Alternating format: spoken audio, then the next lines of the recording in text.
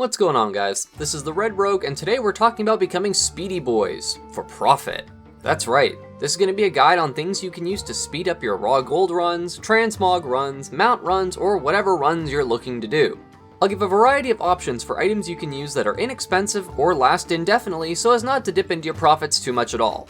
I'll also list a couple extra things that I highly recommend having. So buckle up, Sheepa Squad, this is going to be a fast one.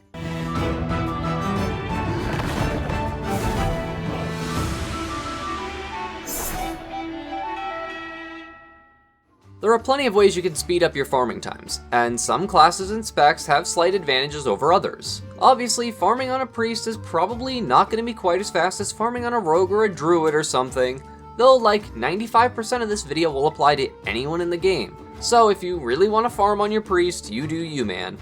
It is ideal to be max level, as the sheer character level difference versus old content will make it laughably easy. Being modestly geared is a plus too, but honestly any characters over 410 would be more than enough for this, I'm sure. The more gear the better though, since we're probably going to be dropping quite a few item levels for a few of these tricks. So we'll start with some things you might not have considered that are pretty cheap. As with most things that involve making money, you occasionally have to spend some to make some, but a majority of these are very modest in price. The Straddling Viridiums, introduced in BFA, are gems that give a modest movement speed increase. The uncommon quality version gives a 3% movement speed increase, and the superior version gives 5%. This gives a total of 8% movement speed, and all you need is 2 sockets to put them in. And I know what you're thinking, but I don't want to ruin the gems that are already in my regular gear. Well, you're in luck, because now you can pick up those super cheap entry-level BFA rings on the auction house for basically nothing. On my server, I was able to grab 2 different ones for 400 gold each, which you'll easily make back within one run of like anything really. You do have to have 2 different versions as they are unique equipped, so don't buy 2 of the exact same name. So like for instance, don't buy 2 soulstone rings, as you won't be able to wear both at the same time. If you do have any more current item level gear that has sockets in it that you're just not using, then just slap these speed gems in them and use them for your speed set. Another item you could take advantage of for your speedruns is Bear Tartare. Although it received a massive nerf since when it was released in Legion, Bear Tartare still offers a respectable 8% movement speed increase for 5 seconds when you kill anything, even critters. So just jogging by the low level enemies in any dungeon or raid and pushing them over will give you a burst of speed. It all adds up very quickly, trust me. Bear Tartare is also dirt cheap, selling for like 1 to 2 gold at most on my realm. So it is a literal drop in the bucket in terms of cost. You could also just make it yourself, but it really is super cheap even if you're being lazy. While this next item could have a possible overlap with your passive traits for your spec, all of the boot enchants that increase movement speed are pretty nice to have. Examples of these are the Assassin's Step, Pandaren Step, and Boar Step boot enchants. There's also Lava Walker and a few other ones I didn't mention, but yeah, they all do the same thing, so just find one that's the cheapest on your realm. These are some old school boot enchants from Mist of Pandaria and other expansions, I believe, meaning you do have to wear a pretty low level item piece of gear to do this. It also does not stack with passive movement from your class. So for example, as a rogue, this will not stack with fleet-footed. However, Straddling Viridiums do stack with fleet-footed. So you'll just have to figure out what works best for your class or spec, but if you have any sort of baseline passive movement speed increase, the boot enchants will not help you. This same problem can come around the other way if you're wearing Straddling Viridiums on, say, a Death Knight who has no movement speed because they're terribly slow, and then you try to use the boot enchants, you'll only gain 2% more. It will not stack the 8 and the 10, it will just give you the larger of the 2. So bear that in mind. So now you're probably thinking, well, okay, cool, I get an extra 2% for a boot enchant, but it has to be low level gear, so why would I do that? Wouldn't I be able to do it faster if I just killed it faster? Well, there are 2 different pairs of boots that you might want to get your hands on as well. And both of these are low level boots from prior expansions, or from vanilla itself in the case of the Swift boots. The Swift boots are a leather pair of boots that give a pretty impressive 40% movement speed increase for 15 seconds. However, they induce a 20-minute cooldown afterwards. Due to them being so low level, you can then use the movement speed boot enchant on them if it's applicable to your class. If you're a class where the boot enchant won't stack, then that's fine, it's only 2%. And outside of the clothies out there, I recommend having these boots in your inventory if you're anybody who wants to speed farm, because since they're leather, everybody from leather, mail, and plate can wear them. And it's free movement speed, so there's no downside. Other than costing like, I think I got mine on Area 52 for like 1200 gold, so pretty cheap, and you know, extra movement speed's always nice.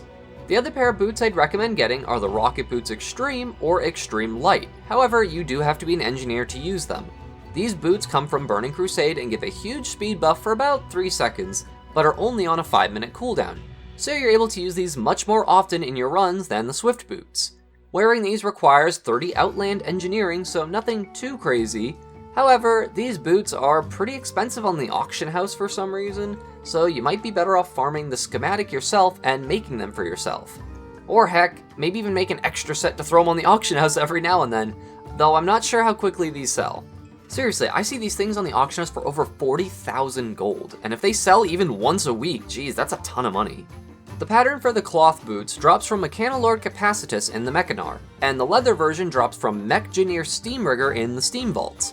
Honestly, I'd just farm the cloth version, since Capacitus is literally the first boss and you can just run in, kill him, and reset it over and over until you get it. Since the gear is so low item level, it's not like you're really getting any useful amount of stats out of wearing the correct version or the leather version anyway, and the cloth version can be worn by any armor type in the game. Though you'll have to run around with gray looking shoes if you're not a clothy, since you can't transmog incorrect armor types. But whatever, your feet will be moving so fast no one will see. Or you can just make a transmog set that matches the boots if you really want. As a forewarning, you do need maxed out Outland engineering to craft these, so keep that in mind. I do recommend picking up engineering for a number of reasons, but I'll elaborate on that in a little bit. These next couple items are a bit more RNG to get your hands on, but will make a huge difference in the speed of your runs. Ideally, even if you have to drop item levels or even to superior level Azerite armor, you want to get your hands on 3 Longstrider traits. If you can get them on at least 445 level Azerite armor, you'll get up to a 21% increased movement speed based on your highest stat. You only need to have around 1400 of a stat to hit this mark, which shouldn't be too hard at this point in terms of gearing. Even if it isn't your best stat, if you have gear lying around that would help you stack up a certain secondary to that mark, then just wear it for your speed set. It's not like it matters, they're all gonna die in like one hit. If you can get Longstrider on 460 or higher Azerite armor, then it will give up to 8% each stack. So a total of 24% base movement speed that stacks with anything else you have. Also, quite a few of the Benthic pieces and Black Empire armor pieces have Longstrider, depending on your armor type. But you'll just want to keep an eye out for any Azerite gear you might have lying around or that you get from world quests. In regards to other Azerite traits, On My Way is another Azerite trait you might want to keep an eye out for. However, it seems to only show up on healer-oriented Azerite pieces, and it gives a flat versatility and speed bonus, but it doesn't come up on very many pieces in the game. I honestly couldn't find any examples that also included Longstrider, so I'd really only use this if you absolutely couldn't get your hands on any other Azerite trait that bumps up your movement speed. Honestly, even Vampiric Speed would be better for this, but yeah, just seriously try to get 3 Longstriders. If for some extremely unlucky reason you can't get any Longstriders or other Azerite speed traits, you can always use the Minari Training Amulet Heirloom from Legion for a modest on-use speed buff. You get this heirloom necklace from completing the Class Hall quest Fellfire Shattering, which is part of the Argus Assault quest chain with the Army of the Light. Wearing the amulet does make you lose the effects of all of your Azerite armor though, so ideally what you would do is put the necklace on, use the effect as soon as you're able to, and then take the necklace back off once the speed bonus has expired so that you can put your Heart of Azeroth back on. This is a bit of a long-winded approach to extra movement speed, but it does work, and if you're really that unlucky with Azerite armor, it is better than nothing. And of course, I'm basically contractually obligated to mention the speed tertiary stat that can sometimes roll on gear. So if you have any of those, then they're definitely worth putting on. However, I wouldn't go crazy hunting for the stuff, as it is really not that common, and finding it on the auction house means you have to sift through every single piece of gear. So, yeah. If you do have any lying around and you combine it with all these other tips and tricks though, you will be stupid fast. This is more of a trick than it is an actual item or ability, but you can use a stuck macro respawn to get back to the entrance of an instance faster so you can complete the rest of a raid or dungeon.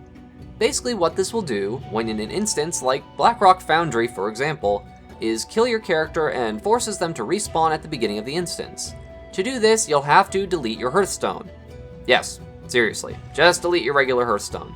This is actually something you should probably do in general if you have a Hearthstone toy like the one from Wintervale, or one of the other cool holiday ones, as those will still work even if you delete your regular one.